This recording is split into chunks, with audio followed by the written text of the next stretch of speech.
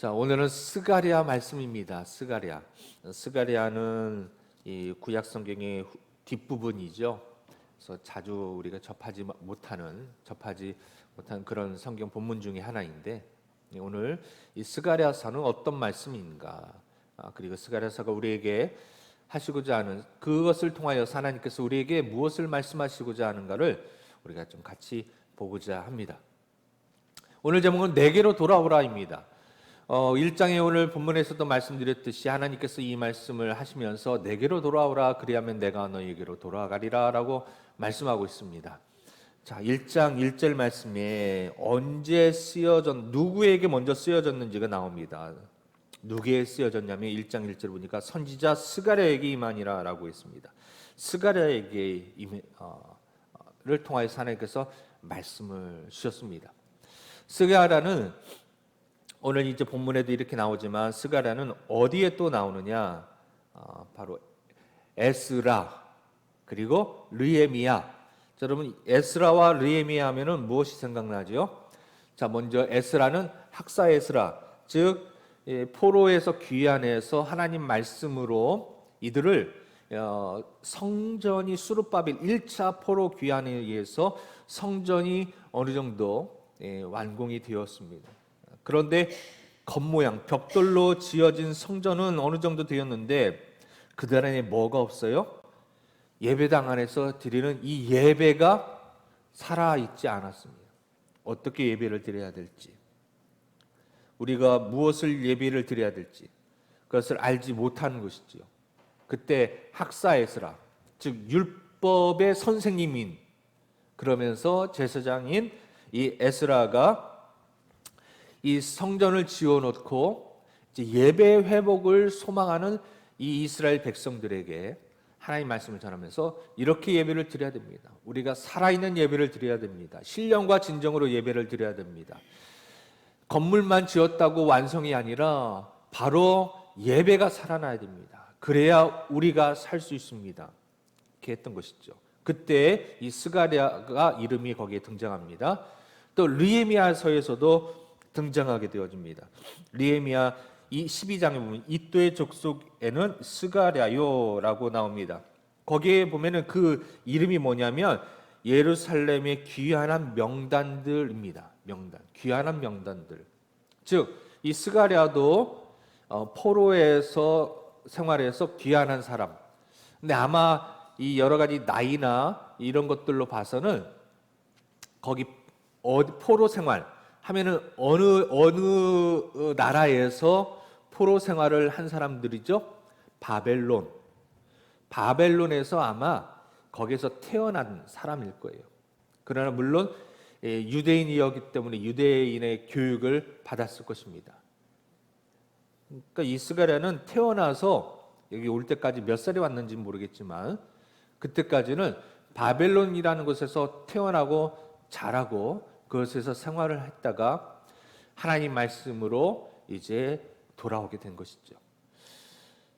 자, 그러니까 포로 귀환인 이후의 시대에 예루살렘에 돌아와서 이 성전, 에스라 때도 등장하고 느헤미야 때도 등장하는 거 보니까 에스라 때 이전에 2차 귀환 때 돌아온 사람이지 않을까라고 이제 볼 수가 있습니다.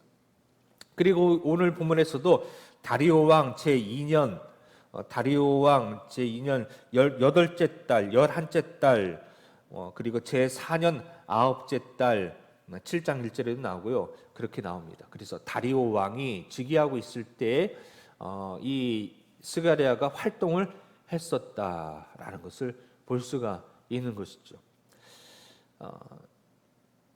그리고 이제 이런 역사적인 배경들 에스라, 느헤미야에서도 등장하게 되어지고 다리오 왕 2년, 다리오 왕 4년 이 등장하는 걸 봐서는 이제 성전이 완공된 이후이다라는 것을 우리가 알 수 있습니다. 그래서 스가랴 오늘 읽지 않았지만 7장 3절에 보면은 만군의 여호와의 전에 있는 제사장들과 선지자들에게 물어 이르되, 나오나요? 예, 나왔네요. 자, 그래서 스가랴라는 사람이 쓰였고요. 성전 재건 시 예언을 했던 에스라의 언급, 에스라 5장 1절, 에스라 6장 14절에 나오고요. 그다음에 느헤미야 12장 16절에 나옵니다. 언제 쓰여졌느냐? 자, 이 성경 말씀은요, 두 개로 나눠질 수 있어요. 스가랴가 두 개로 나눠질 수 있습니다. 스가랴가 그래서 1장부터 8장까지 앞부분은요, BC 520년에서 518년 동안의 일이고요. 그때 일어났던 일이고요. 9장부터 14장까지는 BC 480년에서 470년 경에 일어난 일들입니다. 좀 중간에 8장과 9장 사이에는 좀 기간이 있죠. 자, 그래서 어떤 일들이 각각 있었느냐? 그래서 이제 이 518년 이후, 그래서 언제 쓰여졌냐라는 것을 보게 되어지면 그냥 딱 한 번에 쫙 스가랴서를 쓴 것이 아니라 이 쭉쭉 오랫동안 쓰여졌어요. 언제요? 1장부터 8장까지는 516년 이후, 성전이 완공된 이후부터, 즉 1장부터 8장까지 사건이 일어난 2년 후부터 그 사건들을 쭉 되돌아보면서 성경을 쭉 쓰기 시작했어요. 그러면서 이제 9장부터 14장까지 일어났던 일들, 즉 BC 470년경 이후에 그 다음에 에스라가 쭉 계속 정리하고 기록하면서 아마 에스라 귀환 전까지 458년까지 오랫동안 이 스가랴서를 스가랴가 쓰지 않았나라고 이렇게 보여지고 있는 것입니다. 오랫동안 이제 말씀을 계속 조금씩 쓴 것이죠. 그래서 우리가 알아야 될 것은 이 성경을 우리가 볼 때 두 가지 관점에서 보셔야 된다고 말씀드렸습니다. 첫째는 이 배경이 어떻게 되는가라는 것이고요. 그 안에서 어떤 역사적인 사건들이 있었는가를 보셔야 돼요. 그런데 더 중요한 것은 뭡니까? 이것을 읽는 사람들은 어떤 사람들이었느냐를 보셔야 돼요. 그래서 성경에 나온 이 사람들이 이 성경 스가랴를 읽은 사람들이 아닐 경우가 많거든요. 왜냐하면 아까도 방금 전에 말했듯이 이 1장부터 8장까지 일은 520년에서 518년까지의 일이에요. 그 사람들은요, 이 스가랴가 이 말씀을 쓰는 이 성경을 그 사람들은 이때는 못 봤죠. 볼 수가 없죠. 이 역사가 일어나고 사건이 일어난 다음에 그것을 정리해서 스가랴가 썼기 때문에, 그래서 우리가 이 본문 자체 안에서도 교훈을 얻지만 우리는 한 번 더 뭘 보고 생각하고 어떤 관점에서 이거 성경을 이해하셔야 된다고요? 원독자. 과연 이렇게 역사적인 520년부터 470년까지의 이 이야기를 왜 스가랴가 458년, 즉 한참 후대에 첫 번째 1장이 시작된 다음부터 약 70년 가까이 후대에 왜 이것을 썼느냐라는 것이죠. 왜? 그러니까 그 70년 뒤에 사람들에게 뭔가 이야기를 해주고 싶은 것이에요. 그것을 우리는 보려고 하는 것이죠. 그래서 누구에게 쓰여졌느냐가 중요한 것입니다. 누구에게? 첫 번째는 누구입니까? 이 사람들은 바벨론에서 포로 생활하다가 돌아온 사람들입니다. 그 사람들 무리 중에서는 이스라엘 예루살렘에서 잡혀갔다가 돌아온 사람, 즉 나이가 70이 넘은 사람들도 있지만 그러나 대부분은 바벨론 현장에서 태어나서 이제 돌아온 사람들입니다. 그래서 이 사람들은요, 예루살렘이 처음 외국과 같은 느낌이에요. 외국과 같은 느낌. 두 번째, 70년 뒤 포로 귀환 예언과 성취를 경험한 사람, 즉 아까 말씀드린 것처럼 이제 끌려갔다가 거기서 70년을 살다가 다시 돌아온 연로한 사람들. 그 다음에 성전 재건의 방해를 경험한 사람. 자, 1차 수룹바벨 때부터 와가지고 성전을 건축하는데 여러분 성전 건축이 쉽게 그냥 잘 되었나요? 아닙니다. 벽돌을 하나 올리니까 하나 올리고 밤이 되어서 자고 다시 오니까 벽돌이 무너져 있어요. 또 벽돌을 올리고 또 자고 일어나니까 벽돌이 또 무너져 있어요. 그리고 이 방해하는 사람들이 칼로 위협하고 협박하고 하면서 성전을 짓지 못하도록 방해를 했었습니다. 그런 것을 경험한 사람, 성전을 건축하기 위해서 그들이 그 삶을 하나님께서 이거 성전 건축에 대한 약속을 하셨고 그래서 포로 생활하다가 귀환하기로 결정을 하고 왔는데 그런데 그 약속의 말씀 붙잡고 왔는데 그런데 이 성전 재건에 방해가 있어요. 그것을 경험한 사람들. 즉 하나님의 약속을 믿고 왔는데 거기에 대해서 그게 쉽게 그냥 탄탄대로 그냥 쉽게 일사천리로 된 것이 아니라 방해를 경험한 사람들. 네 번째, 조상들의 죄와 그로 인한 심판을 기억하는 사람들. 왜 우리가 이런 멸망을 당하고 포로가 되었고 왜 고통을 당하고 있는가? 그런 것들에 대한 기억이 있는 사람. 그러니까 포로로 잡혀올 때, 전쟁에서 패할 때에 왕이 눈이 뽑히고 왕의 아들들이 다 죽임을 당하고 그리고 어떤 이 사람들이 전쟁에서 죽고 이런 일들을 경험하면서 하나님의 심판을 이렇게 듣고 목격한 사람들. 그리고 다섯 번째는요, 경제적인 궁핍. 상대적으로 절대적으로도 이 예루살렘은 너무나 궁핍한 시대였고요. 상대적으로도 바벨론과 비교하면 너무나 정말 열악한 상황입니다. 바벨론은 그 당시에 최고의 도시에 있고요, 최고의 나라에 있고요, 최고의 문명이었습니다. 지난 2달 전에도 다니엘서나 여러 가지 서의 말씀을 통하여서 바벨론은 세계 최고의 문명 나라였어요. 그곳에서 정말 수많은 무역이 이루어졌고요, 정말 풍부한 먹을 거, 자원들이 많이 있었습니다. 그리고 비록 포로 생활을 하고 있었지만 그러나 어느 정도 출세할 수 있는 자유가 그래도 길이 있었습니다. 왜냐? 다니엘 같은 사람들은요, 국무총리와 같은 제2인자였거든요. 2인자까지 올라갈 수 있었어요. 그리고 그의 친구들도 각 지방에 우리로 말하면, 지금 말하면 도지사 정도 되는 급으로 올라갈 수 있었습니다. 이것은 비단 이스라엘 민족뿐만 아니라 바벨론으로 잡혀온 주변 국가 여러 나라들도 마찬가지였어요. 그러다 보니까 그곳에서 힘들긴 하지만 그래도 노력하고 뭔가 하면 먹을 것은 있었어요. 그런데 여러분, 예루살렘은 어떻습니까? 거기에 비하면 너무 형편이 없는 것입니다. 형편이 없어요. 우리나라가 70년 전까지만 하더라도 참 어려웠죠. 그래서 많은 사람들이 아메리칸 드림이라는 그런 꿈을 가지고 미국에 갔습니다. 미국 가서 정말 어떤 사람은 의사였던 사람이 미국 가서 세탁소 하는 사람도 있고요, 청소부 하는 사람도 있고요. 그러나 거기에 가서 이 의사였지만은 그렇게 있고, 여기에서 기업 사장이었지만 거기 가서 정말로 청소부 하는 사람들도 있고 세탁소 하는 사람들도 있고, 근데 거기서 꿈을 막 이루어 나가는 거죠. 근데 여러분, 그분들이 지금 다시 한국으로 돌아와서 보면은 깜짝 놀라는 것이죠. 깜짝 놀라요. 그런데 반대의 경우도 있는 것이죠. 반대의 경우도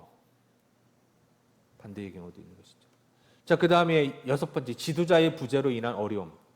뭔가 어떤 특출난 이끌어나갈 왕도 없었고, 왜냐하면 아직까지 이스라엘이 비록 바벨론에서 이제 포로 귀환을 했지만 이들을 이스라엘 유대인의 어떤 정체성을 가지고 이들을 이끌어 나갈 지도자는 없습니다.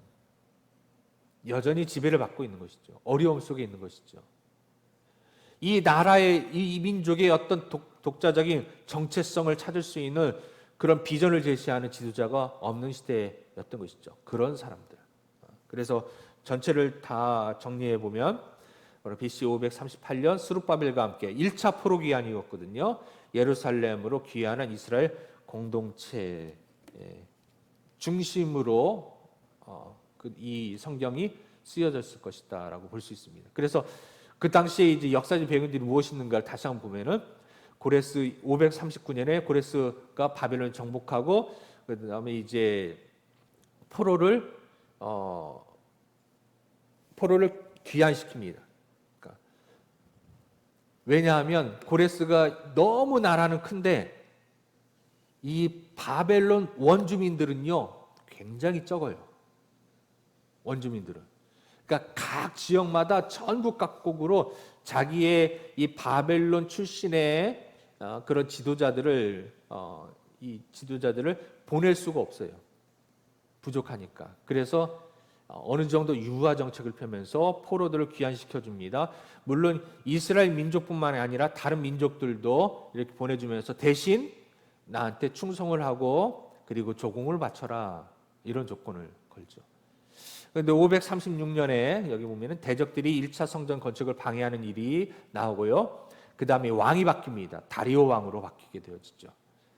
그리고 나서 다시 성전 건축이 재개됩니다. 다리오 조서에 의해서. 왜냐하면 이 모르고 있다가 자 522년 하고 이제 1차 포로 귀환 538년과 522년 사이에 몇 년의 차이가 있으면 16년의 차이가 있는데 이 사이에 고레스가 죽고 다리오가 왕이 되어지고 하는 그 사이에 사람들이 이 이스라엘 백성들을 포로 귀환시키고 성전을 짓도록 했던 것을 까마득히 잃어버린 거예요.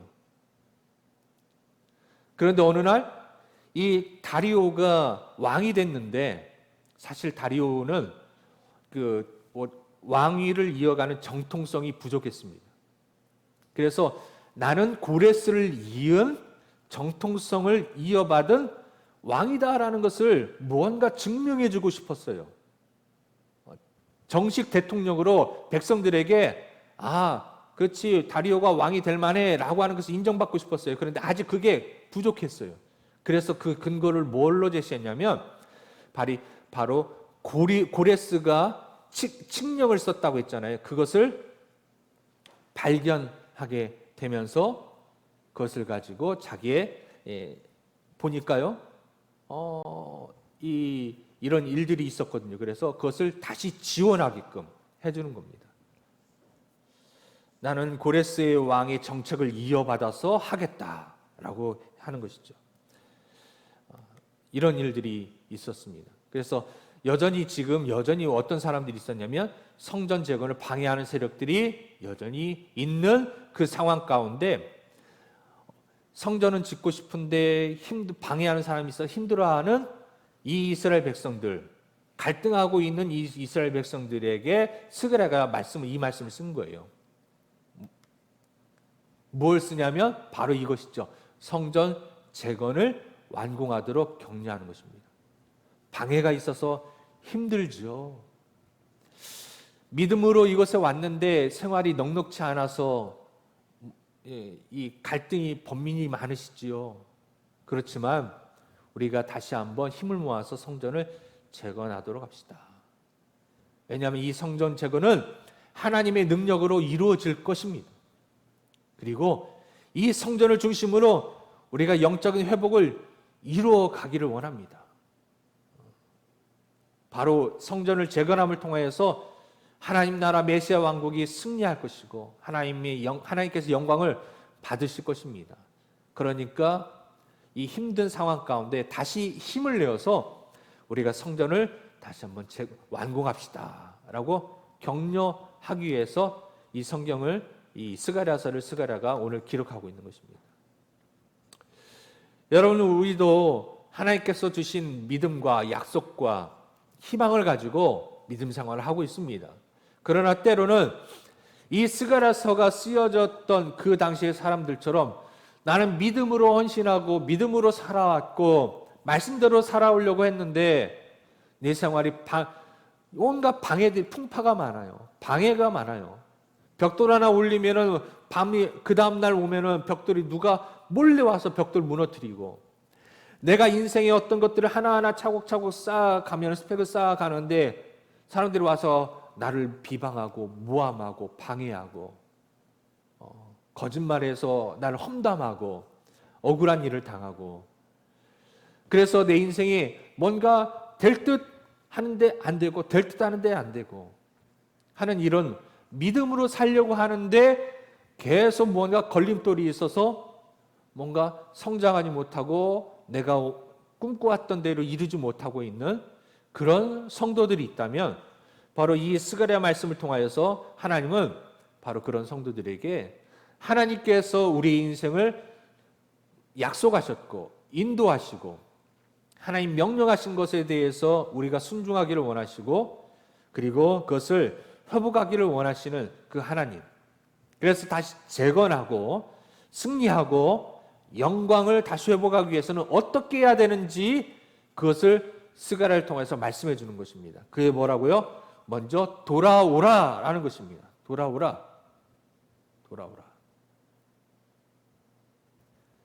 이들 안에는요, 벽돌은 올릴 수 있을지 몰라도 이 예배가 아직 하나님 앞에 온전하게 서지 못했어요. 예배가. 그래서 그 부분을 스가랴를 통해서 하나님께서 이스라엘 백성들에게 말씀해 주고 있는 것입니다. 이 한 주간도 여러분, 우리 하나님의 성전인 우리의 심령을 우리가 온전한 예배자의 모습으로 하나님의 말씀을 다시 회복하는 사람들로 다시 회복되어지는, 그래서 다시 선선한 이제 바람이 불고 이제 그래 활동하기가 그래 좀 수월해지고 뭔가 하기 더 집중하기 좋은, 다시 그 무기력해졌던 더위 먹어서 이 모든 것들이 이제 뭐랄까요, 힘들었던 그런 시기가 이제 지났습니다. 다시 한번 마음을 모으고 결단하여서 다시 하나님 앞에 우리가 온전히 설 수 있도록 하는, 그래서 승리하는 이 한 주간 되시기를 주님의 이름으로 축복합니다.